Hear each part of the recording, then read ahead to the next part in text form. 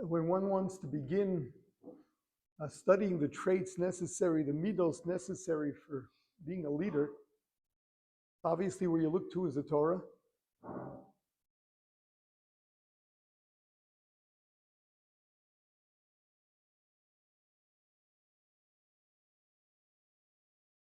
So we have in the Chumash, we have our collection of leaders. I'd like to begin with Yehuda. Yehuda is really the beginnings of Malchus. Malchus is that permanent fixture of leadership within the Jewish nation. And what it is that the Torah chooses to tell us about Yehuda.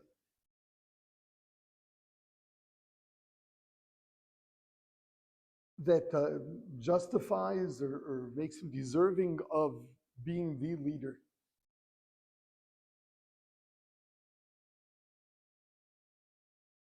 So what Yehuda is famous for in the Torah, Hoda v'lo vosh. When Tamar is unwilling to reveal who the father of her child is in order not to embarrass Yehuda, Yehuda takes responsibility.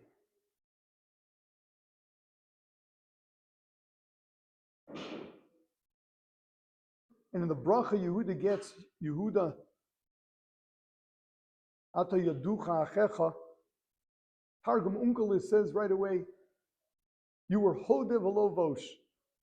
You were Moda and overcame your embarrassment. He took responsibility.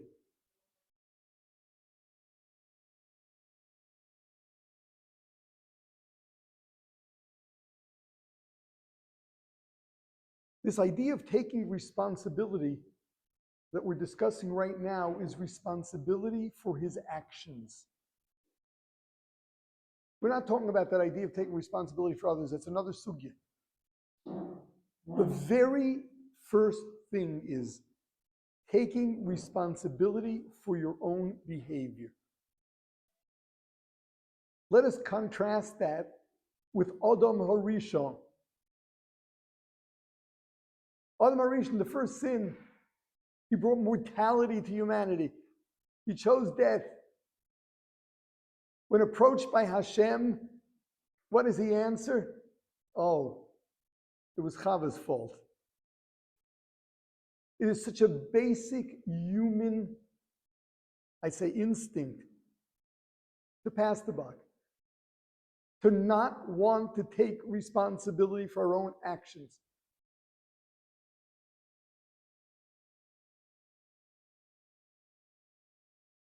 It is so instinctive.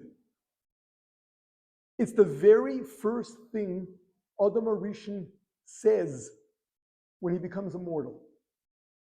When he became a human being like we are. When his body developed the instincts that we all have. Before that, he was something more spiritual. When he became what we consider human, what is the first thing he says? It's her fault.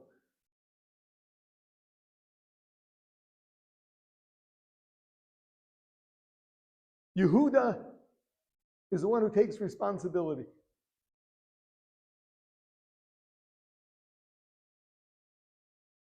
We find a similar thing when the brothers are about to kill Yosef. So Yehuda says, Ma betza, hinarog es achinu v'chisinu es damo.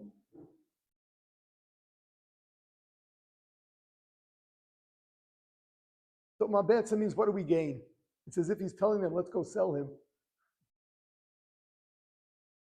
At least we'll get some money out of the deal. But the end of the pasuk, v'chisinu es damo, sounds like he's saying something a lot more meaningful than that. Reb Chaim Shmulevitz Zichron Livracha used to talk all the time about Yehuda, the responsible one. His objection to killing Yosef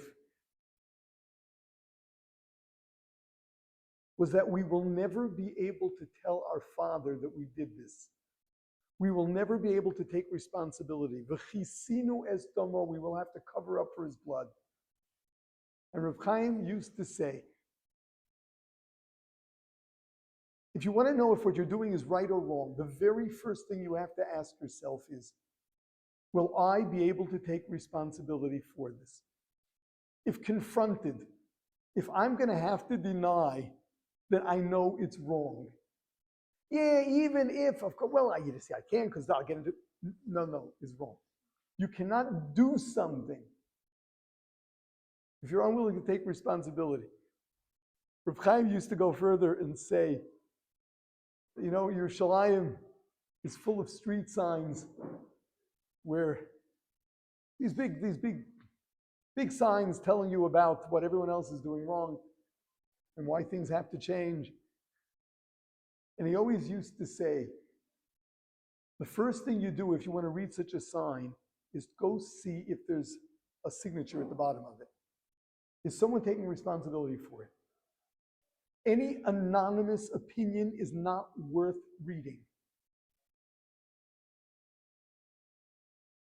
Similarly, you know, you send someone a letter about something that you feel he's doing wrong, but you don't sign it. That is so wicked. First of all, from a simple Ben Adam Chavero perspective, he doesn't know whom to be afraid of. He now suspects everyone. Everyone's on his case. Who's looking? But aside from that, come on, be a man. Take responsibility for it. Take responsibility for it. The idea of Yehuda being Zochal Malchus is the fact that he takes responsibility for his actions. Again, this is before we approach the issue of responsibility for others. The most basic trait is taking responsibility for yourself. Now, as said, we see Adam HaRishon, it is just so instinctive that we tend to blame everyone around us. So first of all, in our own minds, we're so self-righteous. We really believe that everything is everybody else's fault. We convince ourselves everything is everyone else's fault. Anything I did wrong, it's because of him. You know, I really could have done better, but it was because of that one. And it doesn't have to be blaming another human being, blaming circumstances. Let's be honest. Hashem gives us all sorts of circumstances to challenge us. The reason why you didn't pass is not because there were circumstances. That was the test. You know, I didn't pass the test because you asked questions. That's the whole idea. We've got to take responsibility for ourselves. We have to be honest. We've got to know next time we will do better. We failed and we will do better.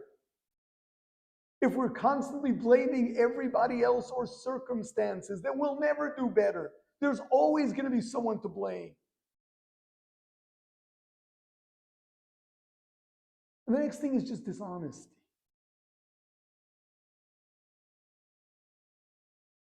Why do kids lie? Why do kids lie?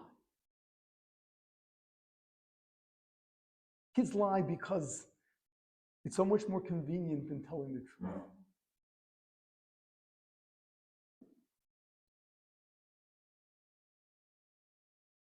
Kids learn to lie at a very young age when they're afraid of facing consequences.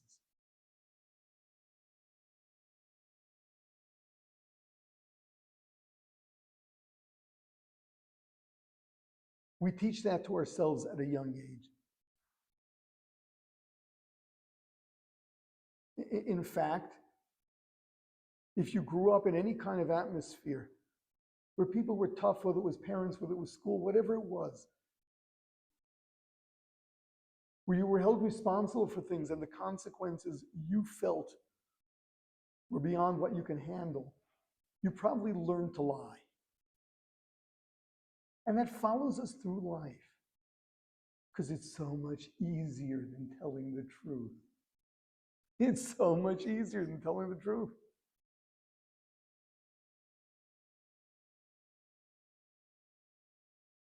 The issue here is not truth and lying. The issue here is willing to take responsibility. Lying was something of an offshoot of the unwillingness to live up to the responsibilities. People learn to live in some kind of fantasy world, denying what they do. This is a very dangerous thing.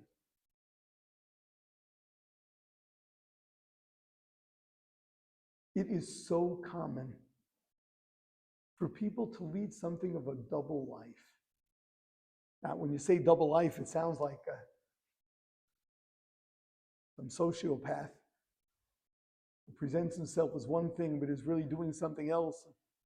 I'm not referring to people that are really sick. I'm talking about normal human beings. I would say at least the majority, and approaching on almost everybody. Everyone's got their dark side that they won't share with anyone else. It doesn't have to be anything drastic. You don't have to be a thief. It doesn't have to be anything drastic. The existence of that dark side. I mean, how do you tolerate it with yourself? The existence of it is that there's a part of me that I sort of put into a fog, don't think about. It's like it's not there.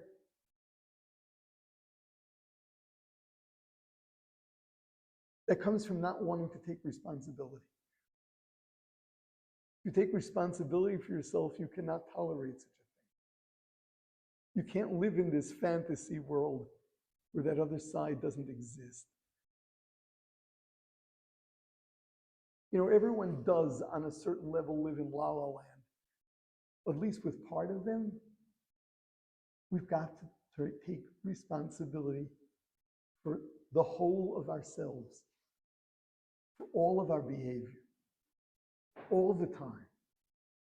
Whether anyone else knows about it or not, all of that's irrelevant. Responsibility for oneself is basic. We cannot start talking about leadership where you're taking responsibility for others if you don't have the most basic trait of taking responsibility for yourself. And the first aspect of taking responsibility for yourself is being honest. Being honest means when you know you failed, you can say, I failed. I won't do it again. And when it keeps happening, you realize it will happen again if I don't change something. It's taking responsibility, being honest. Saying I have a problem is being responsible. Saying it was a fluke, and another fluke, and another fluke, and another fluke. That's escaping responsibility. And again, this is so basic. It is the first thing that Adam HaRishon does when he becomes like us.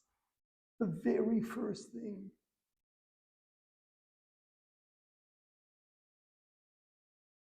So I don't know what grandiose traits you're expecting in building yourselves as leaders. We have to start with something that is so basic. Being honest with yourself, taking responsibility, both in terms of what you tell yourself, as well as when you're confronted. Taking responsibility is the most basic trait necessary for leadership. So Yehuda, with all the great things he did, Yehuda, Yaakov Avinu sends him to Egypt before the family comes down to build the yeshiva there. Yehuda is the one who built the Torah for the Jewish nation in Egypt when we came down there. What's he famous for? What is he famous for? He confessed. He took responsibility. That is the root of all of his greatness. The fact that he took responsibility. Jumping ahead, Yehuda is the one that is destined to Malchus. David HaMelech comes from him. Melech HaMashiach comes from him. There was another attempt at Malchus, and that was Shaul.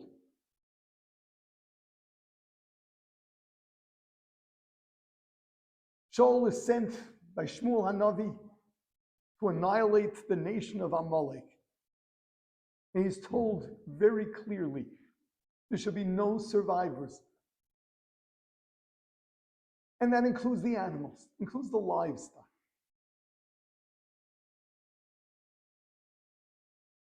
Well, Shaul comes back from battle, comes before Shmuel and says, Hakimosi es dvar Hashem, I fulfilled the commandment. So Shmuel asks him, what are all these baths in the background? I hear the sheep. The Shaul says, yes, we brought that to bring sacrifices to Hashem.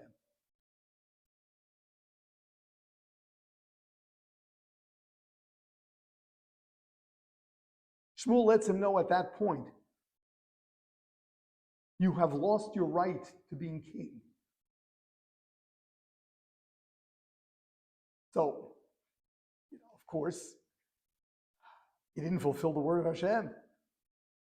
But the pasuk makes a whole big deal of this whole conversation, where Shmuel has to convince Shaul that he didn't fulfill the word of Hashem, and Shaul says he did. It would seem that the underlying issue was that Shaul cannot see himself as having made a mistake. That he's able to stand in front of Shmuel HaNavi and say, Hakimosi es dvar Hashem, when he knows he didn't. He was not honest with himself. He loses the right to being the king. He loses the right to being the king. We'll talk about other issues at that particular junction in his life. But the very first thing that the pasuk presents is that he did not take responsibility. First for himself. He told himself, Hakimosti es dvar Hashem. And he believed it. He got himself to believe it so much that he tells Shmuel, Hakimosi es dvar Hashem. We've got to be responsible. Be honest.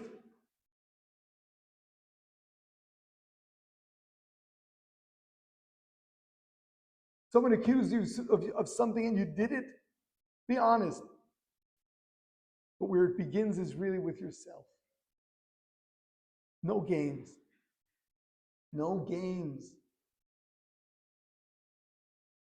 Be honest with yourself about where you're up to.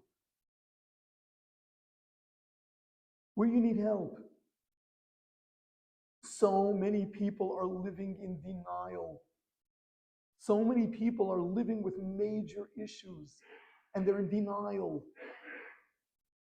You cannot be a leader if you're not open with yourself. If you squelch everything unpleasant within your life and deny it, there's no way that you can consider yourself a leader ever. It won't work.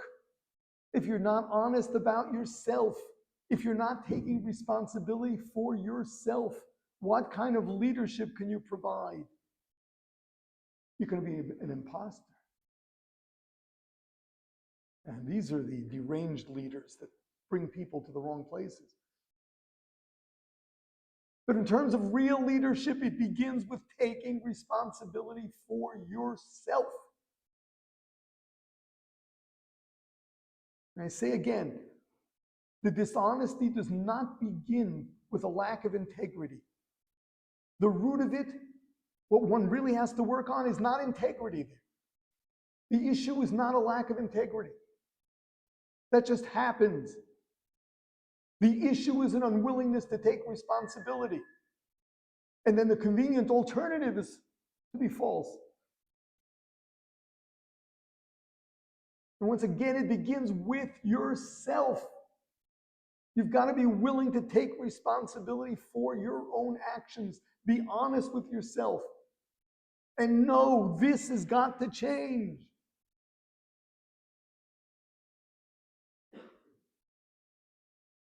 I'm not saying there are instant answers that you're going to change tomorrow.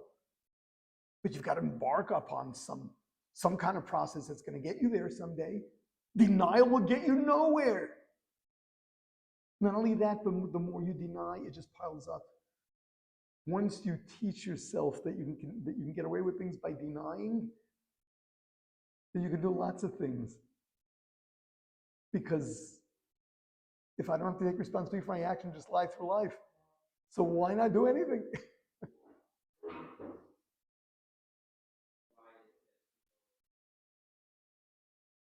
Of course.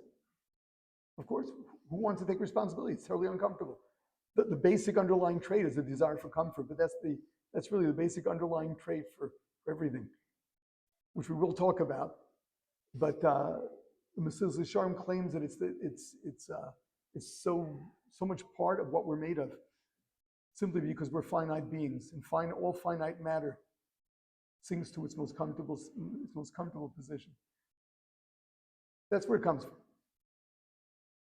We don't want to do the uncomfortable, and of course, taking responsibility is terribly uncomfortable. Having to face things ourselves, just living with the fact that I'm doing something wrong, be honest with myself about that, that's something that makes us feel very uncomfortable. We prefer not having to do that.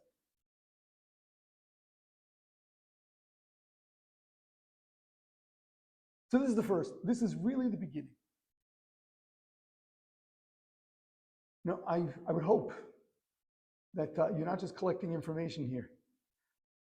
I would hope that we're not going to, come up with a list. All right, we spent the series. We now have a list of what you need for leadership. I would hope that there's this basic commitment where you want to find yourself in a leadership position in Klal Yisrael one way or another. This is something you're going to take to heart. Really, this is so basic. It's vast. It's a lot of work. Make sure you begin a process where you're going to take responsibility for every aspect of your life. Responsibility meaning being honest about your weaknesses, being honest about the things that you're doing that are not right, being honest about whatever has to be changed within your personality, and taking responsibility for anything you may have done in the past for which there really are consequences that you've run away from. Sounds overwhelming? I say again, this is not overnight. This is not overnight, but you've got to begin a process.